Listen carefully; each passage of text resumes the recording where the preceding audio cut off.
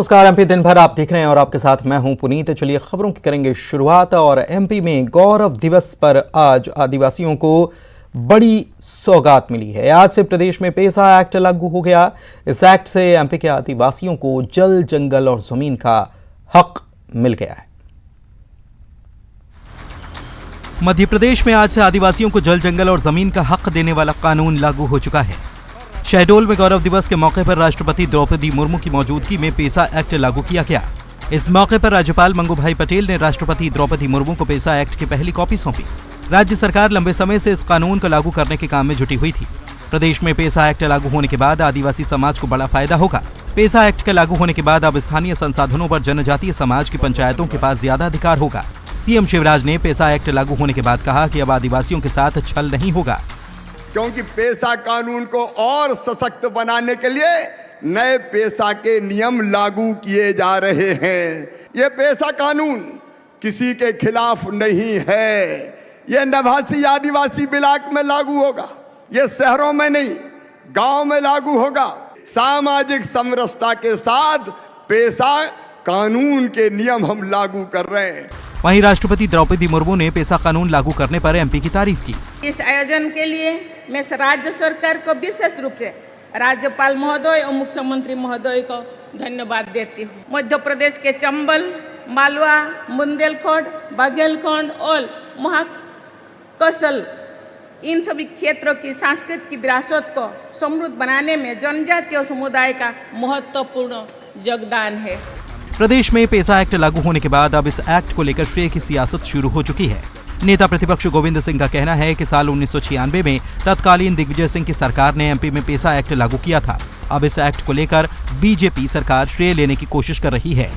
हम कहना चाहते हैं कि भाई जो 1996 में एक्ट बन चुका था उसको अब अभी तक क्या वही लागू था, उसको रोकने का काम तो भारतीय जनता पार्टी की सरकार ने किया। आपको बता दें कि पेसा एक्ट 24 अप्रैल 1996 को बनाया गया था और कई राज्यों में ये पहले से लागू है। पेसा कानून लाने का उद्देश्य आदिवासी बहुल क्षेत्रों में स्वशासन को मजबूती देना है। मध्य प्रदेश से पहले ये देश के 10 राज्यों में लागू है। एमपी पेसा एक्ट को लागू करने वाला 11वां राज्य बन चुका है। Bureau report, news 18। गुजरात विधानसभा चुनाव में मध्य प्रदेश के कांग्रेस नेता प्रचार करेंगे। कांग्रेस ने गुजरात चुनाव के लिए अपने स्टार प्रचारकों की सूची जारी कर दी है। इसमें मध्य प्रदेश के 3 दिग्गज नेताओं के नाम शामिल हैं। गुजरात में विधानसभा चुनाव के लिए प्रचार में एमपी के नेता दम दिखाएंगे। कांग्रेस ने गुजरात चुनाव प्रचार के लिए अपने स्टार प्रचारकों की सूची जारी कर दी है। इसमें पीसीसी चीफ कमलनाथ, पूर्व मुख्यमंत्री और राज्यसभा सांसद दिग्विजय सिंह और आदिवासी नेता कांतिलाल भूरिया का नाम शामिल है। गुजरात चुनाव में एमपी के तीनों नेताओं को अहम जिम्मेदारी सौंपी गई है। पूर्व केंद्रीय मंत्री कांतिलाल भूरिया को गुजरात के आदिवासी बाहुल्य क्षेत्र की जिम्मेदारी दी गई है।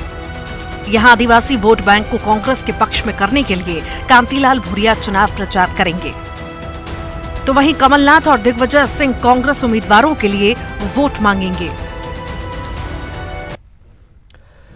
भिंड के दंतरौआ धाम में भगदड़ मच गई और इस हादसे में एक बुजुर्ग महिला की मौत हो गई। वहीं 3 से ज्यादा श्रद्धालु जख्मी हो गए।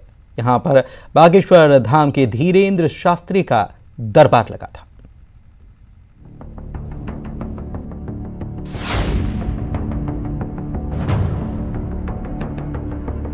भिंड के प्रसिद्ध धार्मिक स्थल दंतरौआ धाम में भगदड़ मच गई, जिसमें एक महिला श्रद्धालु की मौत हो गई। साथ ही 3 से ज्यादा श्रद्धालु घायल हो गए हैं। हादसा भिंड के डॉक्टर हनुमान मंदिर में आयोजित सेपिया मिलन समारोह के दौरान हुआ, जिसका आयोजन दंतरौआ धाम पर पिछले कुछ दिनों से चल रहा है। इस कार्यक्रम के तहत बागेश्वर धाम के धीरेन्द्र शास्त्री की कथा चल रही थी। धक्का के मारे हुए इंग्लैंड पे एकदम जग गए। एक लड़की आ गई थी मारे और हम 2 जने तो आदमी ने खींच लाए। 2 जने ताश। तो कितने लोग घायल हुए हैं? अब पता नहीं है, मैं तो घबराहट सी है रही से। हम तो दर्शन करके फिर आए गए, बैठ गए आए बाहर। कितने बजे हुए टाइम पे? 1-1:30 बजे का टाइम है। बुजुर्ग महिला परिवार के साथ बागेश्वर धाम के महंत धीरेन्द्र शास्त्री की कथा सुनने आई थी और इसी दौरान भगदड़ की चपेट में आने से उसकी मौत हो गई। ज्यादा थी, कोई व्यवस्था नहीं थी, कोई डॉक्टर की सुविधा नहीं थी, अंदर हेल्प मांगता रहा, कोई कुछ नहीं हुआ। 1 घंटे बाद एम्बुलेंस आई, 1 घंटे में मम्मी को निकाल पाया। लोग बागों ने नहीं देखा बिल्कुल भी कि मम्मी को कोई लेडीज गिर गई है तो उसको उठा के उसको संभाला जाए, ना कि दर्शन किए जाए। दर्शन करने आए तो लोगों को मारने के लिए आए हो। ऐसे कितने लोग वहाँ पर दब गए थे भीड़ में? बहुत लोग दबे हुए हैं। आपने निकाले कुछ लोगों को? हाँ, मैंने निकाला था। कितने लोगों को? 2-3 लोगों को मैंने भी निकाला था। बताया जाता है कि मौके पर लोगों की भारी भीड़ पहुंची थी, जबकि इतने लोगों के हिसाब से आयोजन समिति ने सुरक्षा के इंतजाम नहीं किए थे, जिसकी वजह से लोगों की भीड़ अधिक होने पर लोग बैरिकेड्स तोड़कर आने जाने लगे, जिससे भगदड़ मच गई। मध्य प्रदेश में खाद की किल्लत पर मंत्री भारत सिंह कुशवाहा ने कांग्रेस पर आरोप लगा दिया है और कहा है कि कांग्रेस के लोग ही हंगामा कर रहे हैं और वही लोग अधिकारियों को ज्ञापन दे रहे हैं। उन्होंने कहा कि सच तो यह है कि एमपी में कहीं खाद की कोई कमी है ही नहीं। कांग्रेस के पास ट्वीट करने के अलावा और अलग अलग बातें करने के अलावा कुछ नहीं है कांग्रेस के पास। ये किसानों के लिए समर्पित सरकार है, देश की, प्रदेश की। यूरिया और डीएपी जो खाद की जो कांग्रेस के लोग बात कर रहे हैं, प्रदेश के अंदर कोई कमी नहीं है।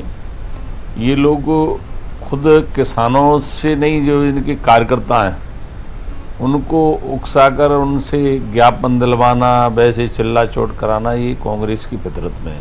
किसान हितैषी मुख्यमंत्री प्रदेश के अंदर माननीय शिवराज सिंह चौहान जी हैं और जब तक भारतीय जनता पार्टी की सरकार, केंद्र और राज्य की दोनों सरकारें हैं, खाद की कमी नहीं आने देंगे।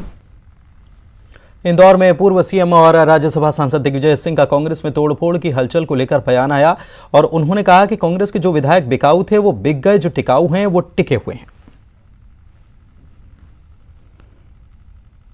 हमारे संपर्क में सब कोई रहता है।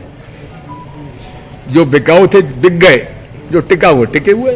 पूरी वर्किंग कमेटी जब भाजपा की आई थी अटल बिहारी वाजपेयी जी, अडवाणी जी के साथ, उनके लिए भोजन की व्यवस्था मैंने खुद ने करी थी। उनको इनवाइट किया था, मैंने भोजन दिया था। आपके कैलाश विजयवर्गीय जी महापौर थे, मैं मुख्यमंत्री था। एक एक काम इंदौर का जो उन्होंने बताया वो मैंने किया। मेरे कांग्रेस के लोग मुझसे इस बात के लिए नाराज भी होते थे कि आप क्यों करते हो, लेकिन कुर्सी जो होती है, कुर्सी में पहुंचने के बाद शपथ होती है कि मैं निष्पक्षता से काम करूंगा। राहुल गांधी की भारत जोड़ो यात्रा को लेकर पूर्व मुख्यमंत्री और यात्रा के राष्ट्रीय संयोजक दिग्विजय सिंह ने बड़ा बयान दिया और कहा कि राहुल गांधी की भारत जोड़ो यात्रा का इम्पैक्ट शुरू हो चुका है। जो लोग मस्जिद नहीं जाते थे, मदरसे अब जा रहे हैं। मंदिर की तरफ, मस्जिद की तरफ मुंह भी नहीं करते थे, वहां मंदिर और मस्जिद जाने लगे। कभी भी कांग्रेस पार्टी के वो कभी समाप्त करने के अभियान में लगे हुए हैं। कांग्रेस मुक्त भारत बनाना चाहते हैं। आज उनमें चिंता की लकीरें उनके मस्तिष्क पे नजर आने लगी है। इसका इम्पैक्ट आप देखेंगे।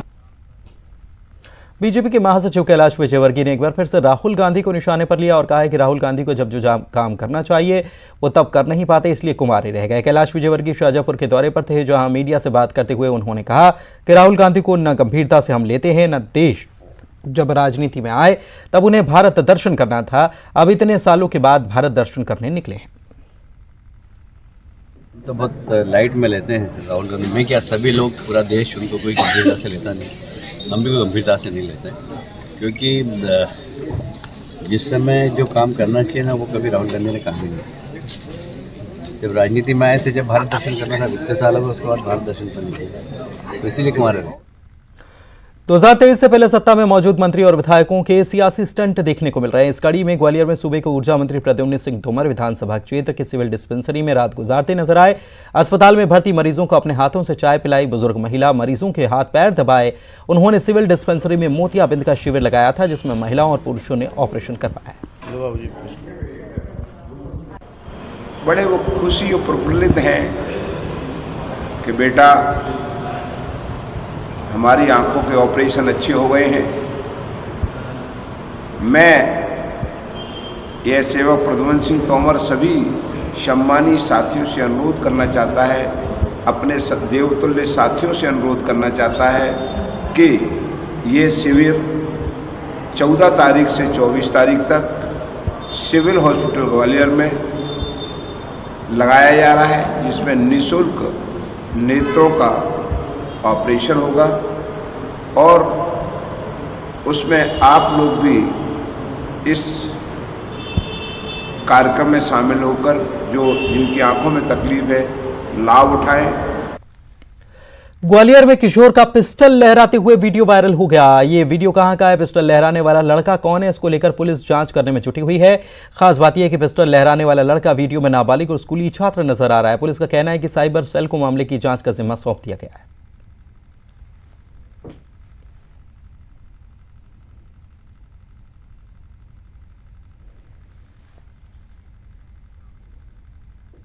शाजापुर के आगरा मुंबई नेशनल हाईवे पर स्थित टोल टैक्स पर लोगों ने उत्पात मचाया, तोड़फोड़ कर दी।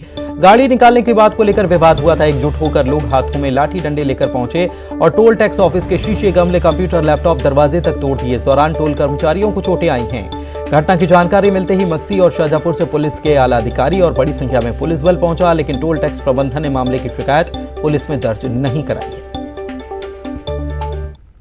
टोल पे शाजापुर से कुछ लोग जा रहे थे, उसमें उनका पैसे लेने देने की बात पे से कुछ विवाद हुआ है, तो उसकी सूचना प्राप्त हुई थी। तत्काल मौके पे पुलिस पहुंची है और अभी वहाँ कोई ऐसी स्थिति नहीं है, अभी सब सामान्य है। प्रकरण वगैरह कुछ सुधार हुआ? अभी कोई रिपोर्ट अभी हुई नहीं है, पुलिस अभी मौके पे ही है। देवास में किसानों ने नगर निगम की कार्रवाई का विरोध किया है। किसानों ने महिलाओं और बच्चों के साथ विरोध किया और जेसीबी के सामने बैठ गए। दरअसल किसान रसलपुर चौराहे के नजदीक प्रस्तावित ट्रांसपोर्ट नगर के निगम की समतलीकरण की कार्रवाई का विरोध कर रहे थे। किसान नई गाइडलाइन के अनुसार मुआवजा दिए जाने की मांग कर रहे थे। तहसीलदार के साथ गई नगर निगम की टीम को मौके से आधी अधूरी कार्रवाई कर लौटना पड़ा। प्रशासन के जाने के बाद किसान वहां से भाग में हटे।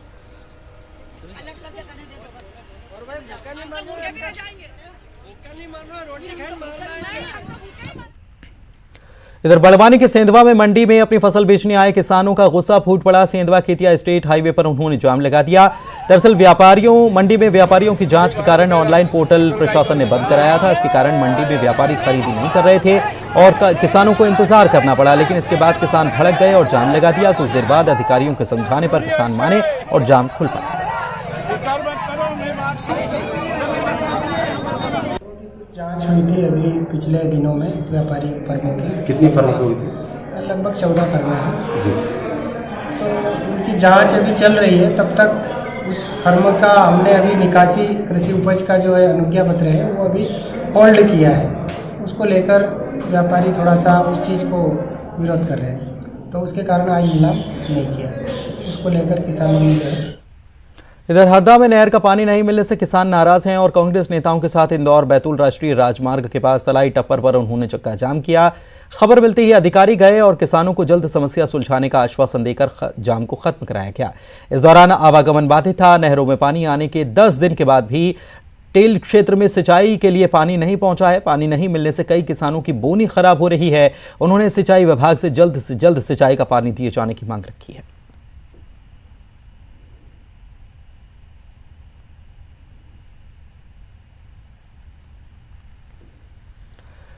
इंदौर मध्य प्रदेश का सबसे पहला शहर जहां नाइट कल्चर की शुरुआत हो चुकी है, लेकिन इसी नाइट कल्चर का विरोध हो रहा है। नाइट कल्चर के बाद कुछ जगहों पर इसके दुष्परिणाम परिणाम देखने को मिले। इसके बाद कई संगठनों ने इसका विरोध किया। इंदौर कमिश्नर से चर्चा तक की गई। कमिश्नर ने कहा है कि चुनौतियां आती हैं, लेकिन उसका समाधान भी किया जाएगा।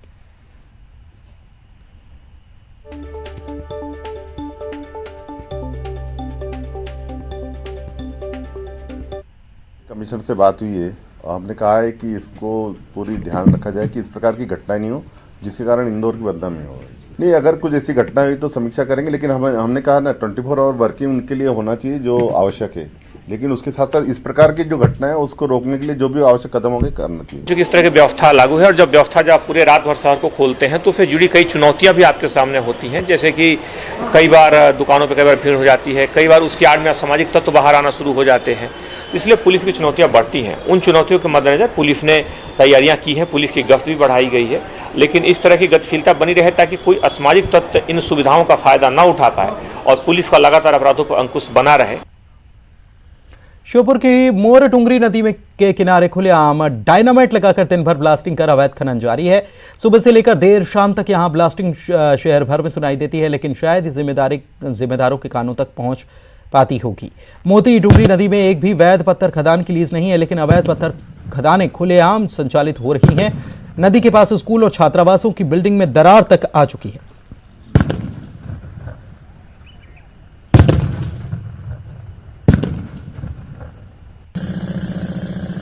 सर ये गड्ढा खोद के जब जाके ब्लास्टर खोलता है सर। ब्लास्टिंग करते हैं सर। कब कितनी बार होती है? ये दिन में कम से कम 10 बार हो जाती है सर। तो छात्रावास पे क्या असर पड़ता है इसका? ये सर ऐसे ही पड़ता है, ये जो अपने ब्लास्टिंग होती है नी तो जाता है, हिल जाता है। पत्थर भी आते हैं? पत्थर भी आते हैं सर, इतने बड़े पत्थर भी आते हैं। कितने बड़े? इतने बड़े पत्थर भी आते हैं सर। जिस तरह बताएंगे यहाँ जो ब्लास्टिंग होती है दिन भर पत्थर टूटते हैं तो धमाकों की आवाज आती है? आती है सर। कितनी बार होती होगी? सर आती रहती है वो तो, मतलब सुबह से शाम तक होती है? सुबह से शाम तक चलती रहती है और आधे घंटे में 1 घंटे में। तो यहाँ पर जो बिल्डिंग में ऐसा लगता होगा कि भाई कंपन हो रहा है? हाँ लगता है ना। कल वो बता रहे थे कि यहाँ कई बार पत्थर भी आ जाते हैं, छोटे छोटे टुकड़े। हाँ तो खतरा की स्थिति बनी रहती है? वो तो बनी रहती है सर, वो तो ब्लास्ट होता है जब वो तो करच की तरह कांच की तरह फटता है वो तो। बढ़ते आगे, जबलपुर पुलिस ने नौकरी दिलाने के नाम पर एक युवती से 53 लाख रुपए की ठगी करने वाले बदमाश हिमांशु यादव को गिरफ्तार किया है। इसने युवती और उसके भाई की नौकरी लगवाने के लिए 53 लाख रुपए ऐंठ लिए थे। उसने रेलवे में नौकरी का एक ज्वाइनिंग लेटर भी दे दिया था, लेकिन बाद में युवती को पता चला कि उसे फर्जी नियुक्ति पत्र दिया गया और उसकी कोई नौकरी नहीं लगी, जिसके बाद थाने में शिकायत दर्ज कराई गई। पुलिस ने मामले की जांच करते हुए ठगी के आरोपी हिमांशु यादव को गिरफ्तार कर लिया है।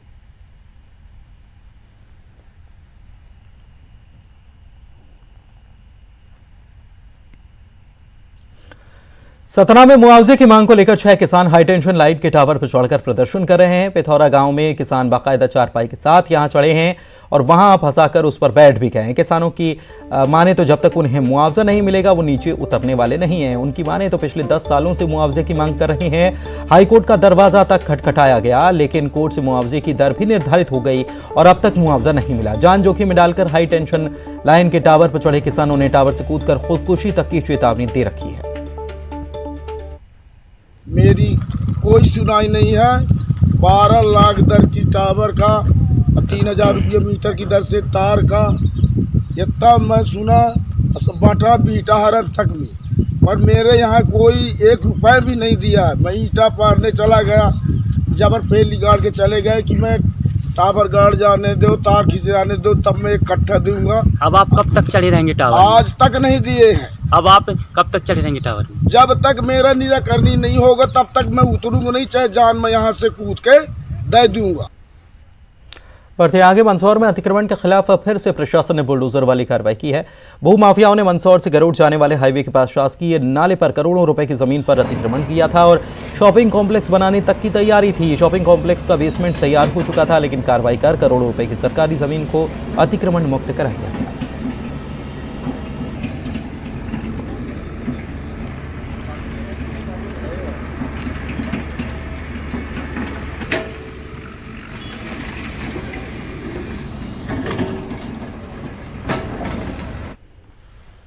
दमोह के गैसाबाद के पास व्यारमा नदी में सड़क के पास एक विशालकाय मगरमच्छ नजर आ गया। इसको देखने के लिए लोगों का हुजूम उमड़ पड़ा। मगरमच्छ लंबे समय तक एक ही जगह पर बैठा भी रहा। वन विभाग को इसकी खबर कर दी गई।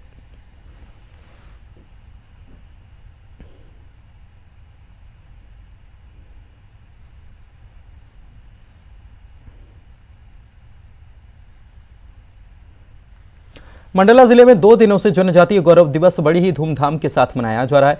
इसी के तहत पुलिस लाइन ग्राउंड में लेजर शो का आयोजन किया गया, जहां लेजर शो के माध्यम से मंडला जिले के इतिहास, पर्यटन स्थल और यहां के वीर राजाओं और शहीदों के साथ ही जिले से जुड़ी पौराणिक कथाओं को बताया गया। साथ ही लेजर शो से कई सांस्कृतिक कार्यक्रम भी हुए, जिसे लोग देखकर काफी रोमांचित नजर आए। राजधानी गढ़ापुरवा में आदिशाली राज्य था।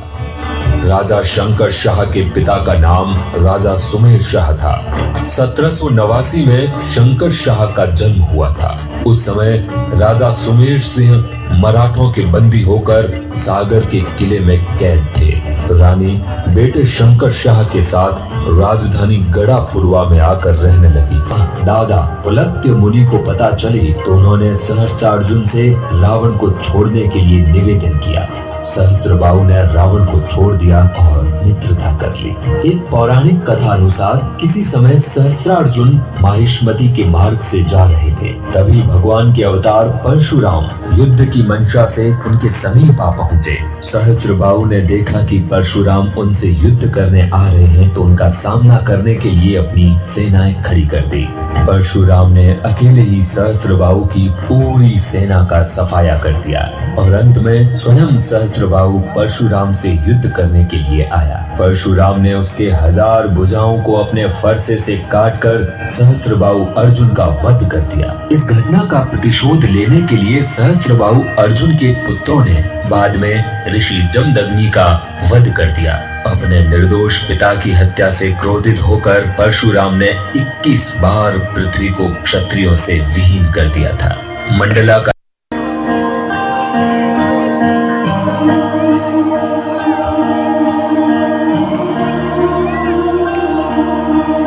भारत के मध्य प्रदेश राज्य में मां नर्मदा नदी के किनारे बसा एक जिला मंडला की कहानी।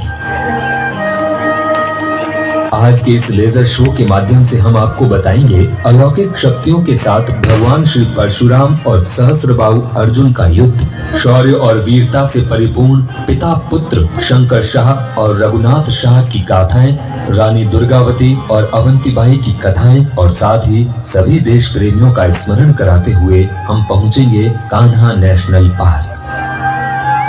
तो आइए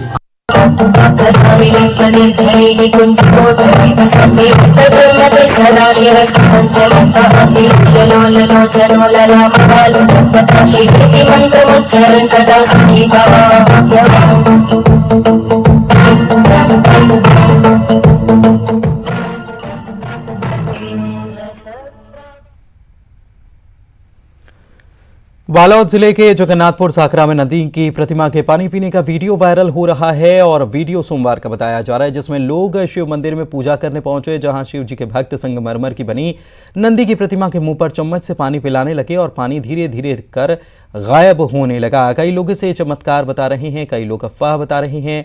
पानी पीने की जानकारी मिलते ही बड़ी संख्या में लोग मंदिर पहुंचने लगे।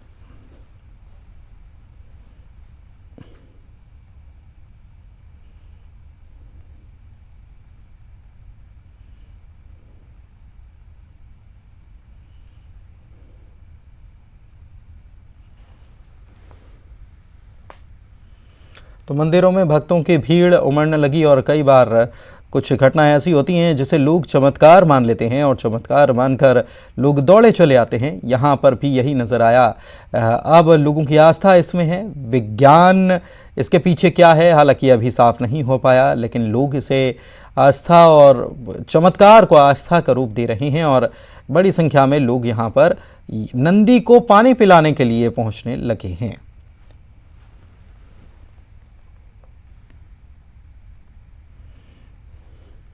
मुंगेली जिले के वनांचल क्षेत्र में भोले भाले बैगा आदिवासी बच्चे कुपोषण से जंग लड़ रहे हैं। ऐसे बच्चों को कुपोषण से बचाने के लिए जिला प्रशासन की कवायद चल रही है। जिला पंचायत अध्यक्ष लेखिनी चंद्राकर, उपाध्यक्ष एसडीएम और डॉक्टर की टीम पोषण केंद्र पहुंची और कुपोषित बच्चों के साथ समय बिताया। बच्चों को शॉल, कंबल और पोषण आहार दिया। टीम ने समय समय पर स्वास्थ्य परीक्षण को लेकर निर्देश भी दिए।